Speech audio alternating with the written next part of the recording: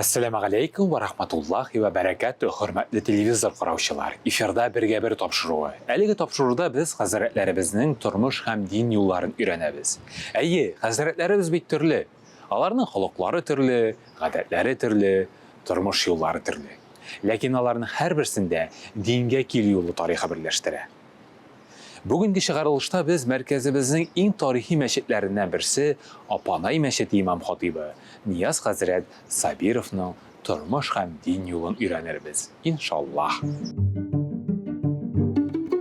Бергә-бер тапшыруын мәркәзебезнең Апанай мәчете имам хатибы Нияз хәзрәт Сабировның эш кабинетыннан башлап җибәрәбез.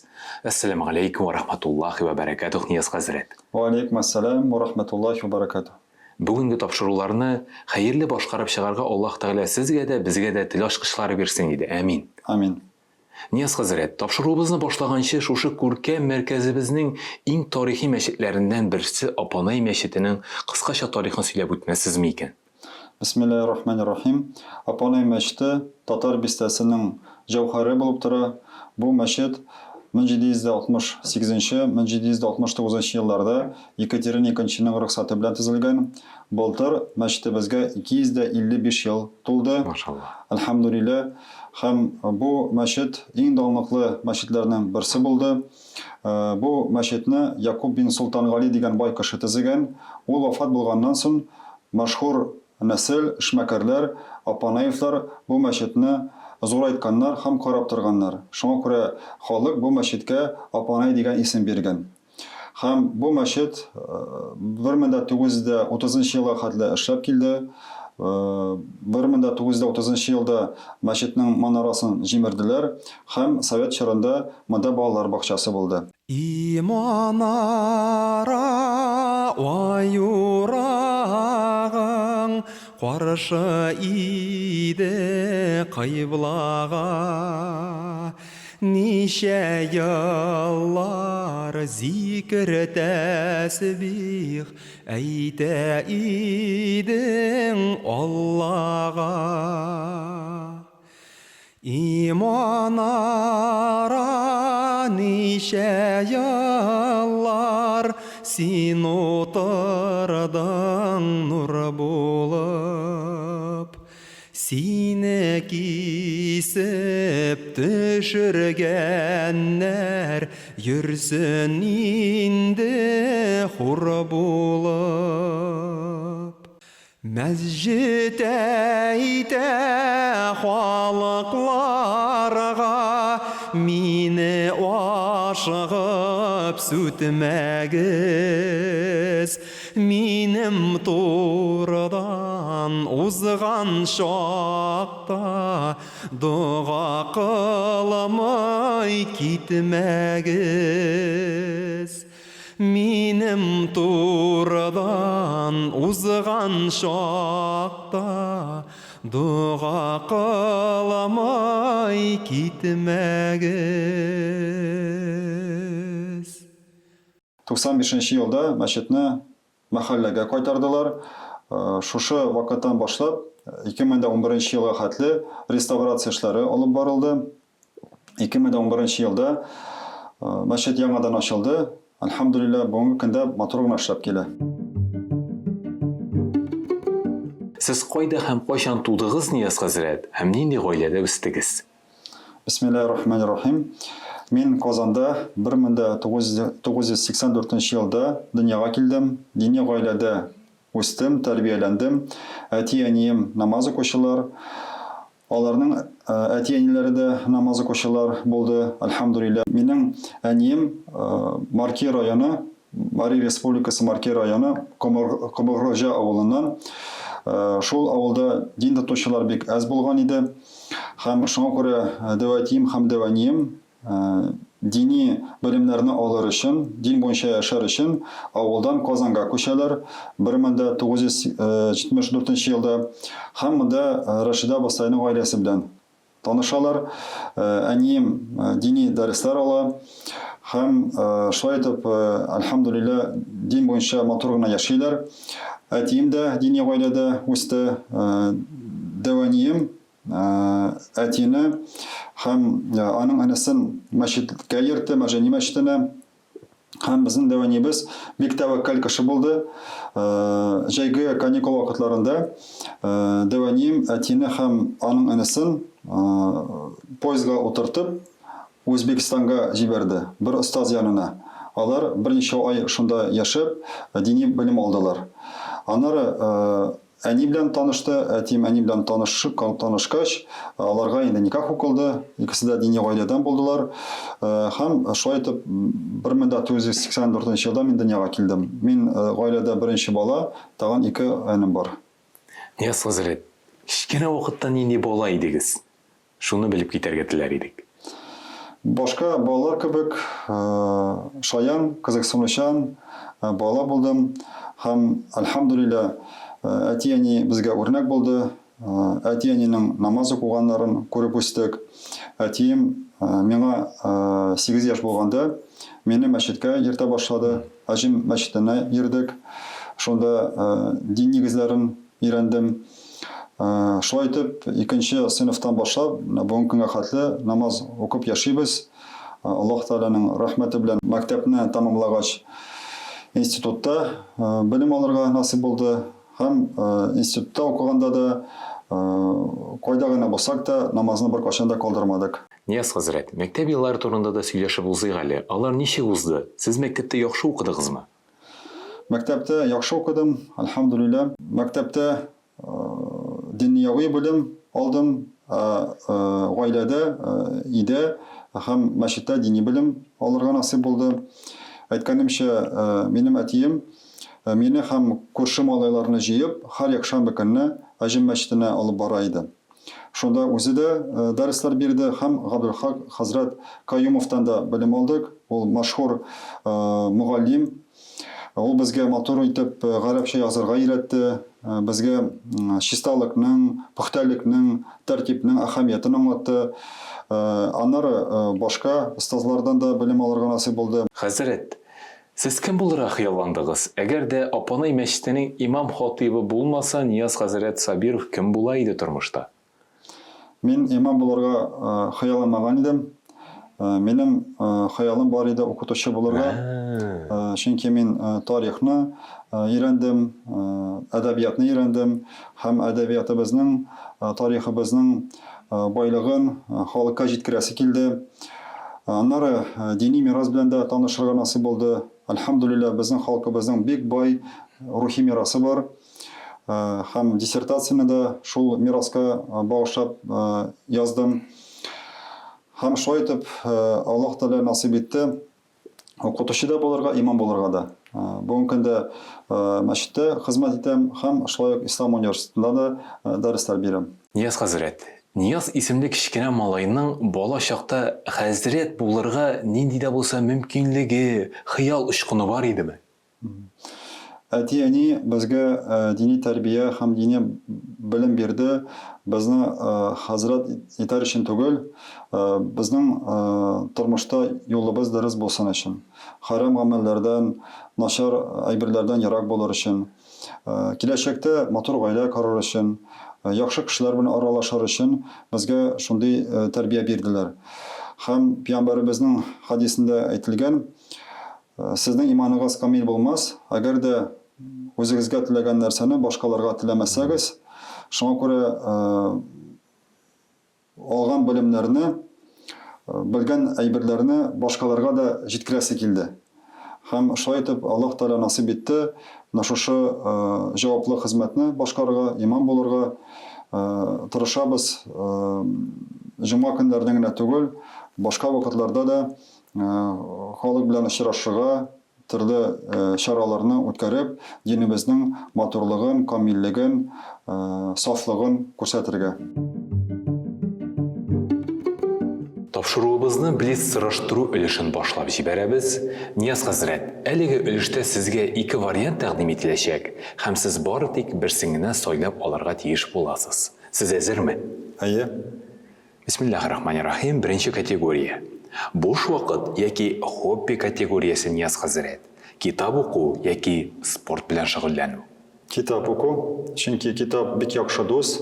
Безнең халкыбызның бик бай язма мирасы бар. Мин татар галимнәренең китапларын укырга тырышам. Хәрәкәт итү төре категориясе Нияз хәзрәт.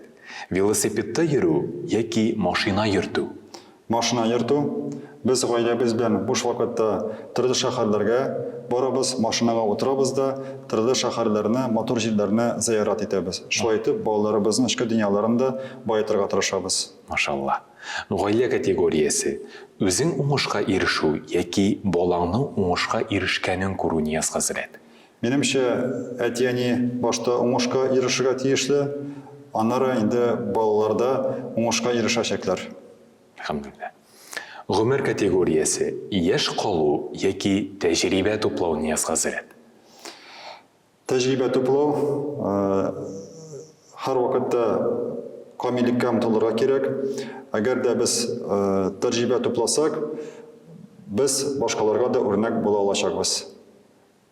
Гыйлем категориясе Нияз хәзрәт. Остаз булу яки сәләтле шәкерт булу. Минемчә, сәләтле шәкерт булу. Рәхмәт. Һәм финал категориясе. Уңышлы бүген яки якты киләчәк Нияз хәзрәт. Уңышлы бүген һәм якты киләчәк. Исегезгә төшерәм.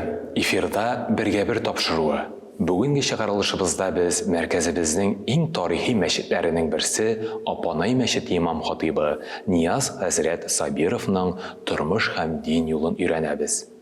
Без Апанай мәчетенең намаз залына күчтек.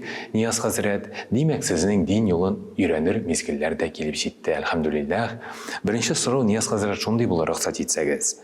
Кайсы мизгелдә дин юлына килергә уйладыгыз? Көйле юлыгыз озын булдымы, Нияз хәзрәт? Әллә менә һич уйламаганда дин вәкиле булдыгыз да куйдыгызмы? Бисмиллаһир-рахманир-рахим. Әлхәмдүлилләх, мин дини гаиләдә үстем, дини тәрбия алдым. Минем әти-әнием намаз укучылар, дәвәти белән дәвани дә намаз укучылар, әлхәмдүлилләх. Һәм мәктәптә укыган вакытта ук инде мин намазны өйрәндем. Әти-әни белән бергә без боразалар тоттык, мәчетләргә йөрдек. Ләкин мин бер кашан да имам булырмын дип уйламаган идем.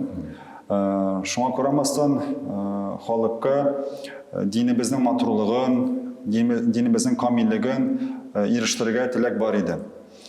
Һәм университетны тәмамлагач, Аллаһның рәхмәте белән миңа инде тәкъдим ителде Казан Ислам куллиятендә дини дәресләр бирергә. Шушы вазифага керештем. Һәм куллият Мәрҗани мәчете янында урнашкан иде. 2010 елда Мәрҗани мәчетендә җомгаларны үткәрергә, никахларны үткәрергә һәм шулай ук исемнәр кушырга тәкъдим ителгән иде. Мансур хәзрәт тарафыннан башта мин курыктым, шикләнү дә бар иде, шушы вазифаны үтәп булыр микән дип. Һәм аннары инде Аллаһның рәхмәте белән мин шушы вазифаны үти башладым. Беренче җомгаларны үткәрү бик авыр булды.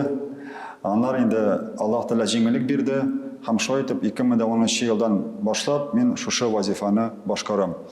Пәйгамбәребезнең хадисендә әйтелгән, хак мусламан үзенә теләгән нәрсәне башкаларга да теләргә тиешле.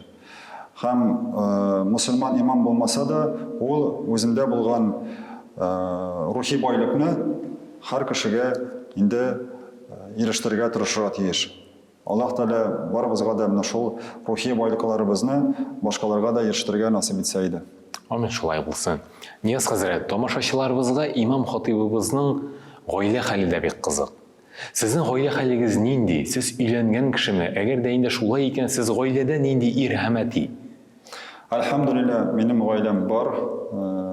3 баланы тәрбиялибез. 3 улыбыз бар. Әлхәмдүлилләх, җәмәгатем шулай дини гаиләдән. Һәм без балаларыбызга дини һәм милли тәрбия бирергә тырышабыз. Әлбәттә, һәр кеше камил түгел, ләкин һәрберебез камиллеккә омтылырга тиешле. Һәм шуңа күрә мин яхшы ата булырга, яхшы ир булырга тырышам. Һәр мусламан өчен үрнәк сөекле пәйгамбәребез Мөхәммәд Мустафа саллаллаһу алейхи ва саллям. Аның сөннәтен яхшы аңлар өчен остазларга яру бик мөһим. Минем остазларым бар. Мин һәр вакытта аларны искә төшерәм һәм алар кебек булырга тырышам. Аларның ярдәме бик зур һәм балаларыбыз тәртипле булсыннар өчен без башта үзебез тәртипле булырга, үзебез күркәм үрнәк күрсәтергә тиешбез. Әгәр дә әти-әни бары тик сүзләр белән генә балаларны тәрбияләргә тырышса, нәтиҗә булмаска мөмкин. Шәхси үрнәк кирәк. Шуңа күрә һәр вакытта мин үземә сорау бирәм. Менә балаларга нәрсәдер турында сөйләгәндә, нәрсәдер кушканда, мин бу әйберләрне үзем үтимме? Һәм әгәр дә без үзебез сөйләгән сүзләр буенча гамәл кылсак, нәтиҗәсе булачак иншалла. Нияз хәзрәт, мәркәзебезнең иң тарихи мәчетләреннән берсе бүгенге көндә тулы комплекс рәвешендә эшләп килүче Апанай мәчете имам-хатибы исеменә ничек килдегез? Әлеге вазифадан күңелегездә горурлык хисе бармы? Әлхәмдүлилләh, Аллаһ Тәгалә насип итте шушы тарихи мәчеттә имам вазифаларын башкарырга. Бу мәчеттә мин мәктәптә укыганда укында таныштым. Әле бу мәчет төзекләндерелә иде. Бу мәчетнең беренче имамы Валиулла хәзрәт белән мин яхшы таныш булдым. Валиулла хәзрәт җитәкләгән иман нәшриятында хезмәт иттем. Төрле мәкаләләр яздым. Шулай ук рус теленнән татар теленә, татар теленнән рус теленә тәрҗемә иттем төрле дини мәкаләләрне. Һәм шулай ук монда төрле чараларда да катнаша идем. Валиулла хәзрәт тарафыннан үткәрелгән төрле дини чараларда катнаштым. Муфтияттә хезмәт иткәндә 2013 елда шушы мәчеттә имам вазифаларын башкарырга тәкъдим иттеләр. Аңа хәтле мин монда килеп җомга вагызларын сөйли идем, мәхәллә белән танышкан идем. Һәм бу тәкъдимне мин кабул иттем. Башта әлбәттә туганнарым белән, остазларым белән киңәштем.